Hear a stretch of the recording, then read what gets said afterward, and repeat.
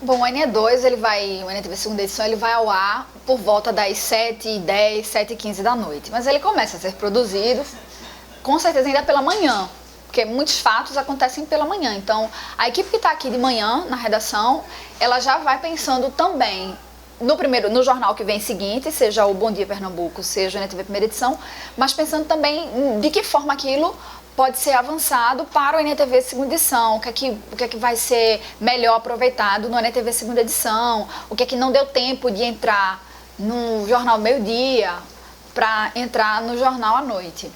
Mas, quando acaba o NTV primeira edição, por volta de 1h da tarde, tem uma reunião. E aí nessa reunião é passada a pauta do que foi feito pela manhã e a pauta do que vai ser feito à tarde. Então, assim, as reportagens que já foram feitas e as que estão previstas para serem feitas à tarde. Então, 1h da tarde, o editor-chefe, que é Marcelino, ele recebe o que foi feito, o que vai ser feito, discute, assim, às vezes o modo de fazer mesmo, vai mandar essa equipe porque está mais perto, está mais longe, enfim, essa parte logística mesmo. E aí a gente tem o que a gente tem para exibir no jornal à noite. E aí começa a distribuição das reportagens. O editor, Marcelino, bota Ítalo, a equipe de edição é Marcelino, Ítalo e eu. E aí ele distribui as reportagens para serem editadas.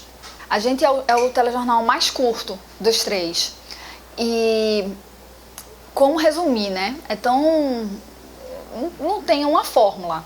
Cada reportagem vai dizer para o editor cada assunto e a gente vai discutindo em grupo. Olha, o jornal hoje, o tempo aumentou, o tempo diminuiu, como é que a gente vai fazer? Então, para poder encaixar todos os assuntos, a gente tem que dar todos os assuntos. E aí? A gente abre mão dessa reportagem, a gente enxuga essa reportagem.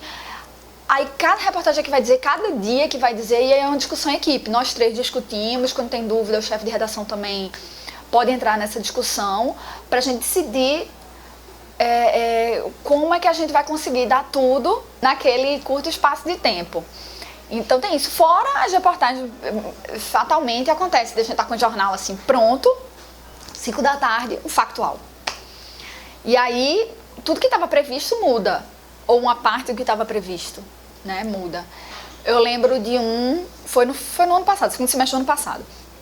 Foi um mega acidente que teve na Avenida Domingos Ferreira, que foi uma coisa chocante, né? Um ônibus por cima do outro, de um carro, enfim.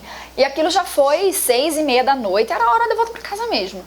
Então a gente teve que, matéria que a gente ia exibir, teve que, não vai dar para botar. A gente usou Globocop, mandou subir o Globocop.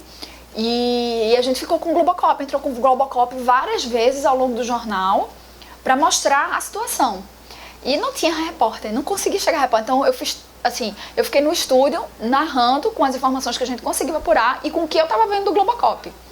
E aí dando informação para os motoristas, explicando o engarrafamento. Tava monstro o engarrafamento, né? Tinha chegado até o Derby, o engarrafamento para quem ia no sentido Boa Viagem. Então eu lembro claramente desse factual que foi em cima do jornal. Tipo, o jornal ia pro ar 7h10 e a gente soube aqui da informação 6h30. E aí manda o Globocop subir e foi assim. O jornal, foi sendo feito ao longo do jornal mesmo. Porque era o que eu conseguia ver do Globocop e a informação que ia chegando e o editor ia passando para mim, né, do que tem. Porque, por exemplo, tinha carro que a gente nem conseguia ver, porque ficou tão embaixo que tinha que pegar a informação das equipes de resgate que estavam lá. A gente procura diversificar, porque quanto mais diversificado, mais você atinge um público mais amplo, né? Aos vários interesses. O sonho de todos os editores era ter, todo dia, né, uma reportagem de economia, uma reportagem de política, uma reportagem de polícia e uma reportagem de entretenimento, futebol e tal. Então, assim, era o jornal dos sonhos de todo editor, mas os fatos, o dia não é... Quem dita o jornal é o dia, né? Então, nem todo dia a gente vai ter economia, política, entretenimento, futebol no jornal, assim. É pela dinâmica da cidade mesmo, assim, das cidades, né? Região metropolitana, a gente cobre região metropolitana, uma parte da Zona da Mata e uma parte do Agreste. Então, e também a gente recebe as reportagens do interior, né? Das afiliadas da TV Asa Branca, que cobre uma parte da Zona da Mata, todo o resto do Agreste, uma parte do Sertão, e a Grande Rio, que cobre todo o Sertão, o resto do Sertão. Normalmente eles já mandam editadas pra gente. Aí aqui a gente pode, dependendo também do nosso tempo, de outras questões, a gente pode dar uma diminuída nelas ou não. Mas normalmente já vêm editadas, elas já vêm prontas. Porque, imagine, mandar um material bruto, gerar material bruto, pra gente receber a geração, editar, perderia muito mais tempo, né? Aí eles já mandam editadas pra gente. Porque normalmente eles já vão exibir no jornal local deles, na mesma hora. Então, a gente pega a mesma reportagem que eles vão exibir no telejornal deles, que é no mesmo horário que o nosso. E com certeza ninguém vai conseguir ver os dois ao mesmo tempo, por causa da área de cobertura, né? Então, a gente exibe normalmente a mesma reportagem. A gente faz uma avaliação do jornal que foi pro ar, né? E até discutir, olha, a gente deu essa reportagem hoje, amanhã a gente precisa ir lá para cobrar. Sei lá, uma coisa que tenha acontecido. E aí, por exemplo, um policial. A gente mostrou hoje o crime, amanhã a gente tem que cobrar. E aí, o cara foi preso, não foi preso? O que é que deu nas investigações? Então, a gente, nessa reunião pós-jornal, a gente faz uma avaliação de como foi o jornal e do jornal dia seguinte. Tanto as matérias que a gente chama de produzidas, que são aquelas que independem do factual, né? Quanto essas que a gente precisa fazer desdobramentos das matérias que foram ao ar naquele dia. A gente faz também essa reunião pós-jornal. Foi em 2009, o primeiro jornal, e dentro do Sistema Globo, o primeiro jornal a tirar a bancada foi na TV Primeira Edição, em 2009, fevereiro de 2009. E aí foi uma experiência daqui que foi para todo o Brasil. Então, a partir do NTV Primeira Edição, os outros telejornais do Grupo Globo e das afiliadas começaram também a tirar as bancadas. Aqui, a princípio, foi só ao meio-dia, depois o Bom Dia e o NTV Segunda Edição também tiraram a bancada. Por que isso? Porque é um movimento que tem acontecido do telejornalismo ser mais informal, tá mais próximo do público. Então, assim, aquela bancada era uma coisa mais informal, mais distante, né?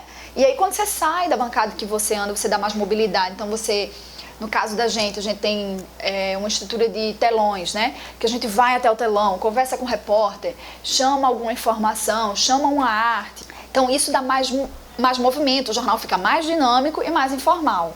Se você reparar também, a linguagem tá mais falada, né? Uma linguagem mais falada. Tudo é essa busca de passar a informação, mas com dinâmica e informalidade. Então, é o conjunto. Aí, como é que a gente pensa isso? Na hora que a gente está realmente editando a reportagem, a gente já pode pensar assim, vamos pegar assim um exemplo, uma reportagem que a gente possa pegar, tá aqui, o VT, né? Mas de que forma eu posso botar informações interessantes também, extras, na cabeça e na nota-pé? Então, a gente pode usar, por exemplo, vários recursos. Pode usar o que a gente chama de ilustra, que é alguma informação extra que não está dentro do VT ou que fica melhor a gente chamar na cabeça, enfim, por vários motivos. Então, a gente faz um ilustra, então a gente roda a imagem no telão e chama a reportagem. Aí, uma nota-pé, a gente pode usar uma arte com algum número, com alguma informação extra. Aí, a gente bota lá no telão também. Então, isso a gente vai pensando quando a gente já está editando a reportagem, aí a gente já vai pensando, assim, possibilidades de aproveitar o material da melhor forma possível e conseguir agregar mais informação por menos tempo, né? Então, assim, faz parte também dessa estratégia. Então, assim, como é que a gente pode aproveitar tudo que não cabe no VT ou que o tempo não permite que esteja dentro do VT? Então, como é que a gente pode enxugar essa informação, mas passar essa informação de forma interessante, né? Então, a gente aproveita isso. Então, pensa, sobre o posicionamento de câmeras, quem decide não é o editor, é o diretor de TV. É ele quem diz, você vai sair daqui para cá. Então, essa parte da mobilidade dentro do estúdio, quem resolve é ele, não é o editor. O editor pensa no conteúdo. A gente procura sempre avançar de alguma forma. Tenta buscar alguma coisa que não deu tempo de entrar no NTV Primeira Edição. Mas acontece comumente de tudo que se tinha já foi ao ar no NTV Primeira Edição. Então a gente conversa para que o repórter busque um detalhe, busque o que a gente chama assim uma pegada um pouco mais diferente, mudar um pouco o texto mesmo, para não ser a mesma matéria. Poxa vida, já é o mesmo assunto, ainda ser a mesma matéria, né? Então a gente não reexibe a mesma matéria, a gente sempre procura realmente algum detalhe, alguma coisa, algum textinho para dar uma diferenciada, realmente. Isso para todos os jornais, né? Por exemplo, às vezes um Factual da Tarde, que foi ao ar no NTV segunda edição, para o Bom Dia Pernambuco, do Bom Dia Pernambuco para o NTV primeira edição. Então, cada jornal procurar avançar naquele assunto, melhorar, ampliar, né, aquilo que já foi ao ar no jornal seguinte. É uma construção mesmo. Aí, depende do que vem, depende do que a gente tem, mas normalmente a gente procura sempre botar um detalhe a mais, mas nunca exibe. Nunca pega a mesma matéria e reedita, ou cola igual. Não, a gente conversa para fazer um texto diferente. Então, sobre a quantidade de reportagens, depende do tamanho dessas reportagens. A gente tem 11 minutos, por exemplo, hoje a gente está conversando aqui, o jornal hoje tem 11 minutos. Tenho que dar tudo o que aconteceu hoje, que a gente preparou para hoje, que a gente pensou para hoje em 11 minutos. Então, se eu tivesse 10 matérias de 1 minuto, seriam 10 matérias. Mas as matérias não têm só 1 minuto, né? E tem matéria que tem menos de 1 minuto. Então acontece de a gente, às vezes, dar mais de 10, por exemplo, no tempo de 11, e dar menos também. Porque depende do tempo que as reportagens têm. Quando tem uma matéria especial, por exemplo, o mais recente foi sobre o Arco Metropolitano. As reportagens do Arco Metropolitano tinham 4 minutos. 4 minutos e meio. Então, só ela já toma o tempo, teoricamente, de 4 matérias, entendeu?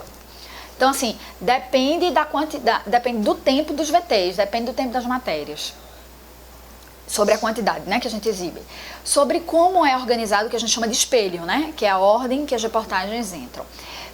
O editor-chefe, ele pensa de uma maneira uniforme. Normalmente, a gente começa, teoricamente, assim, a gente pensa o quê?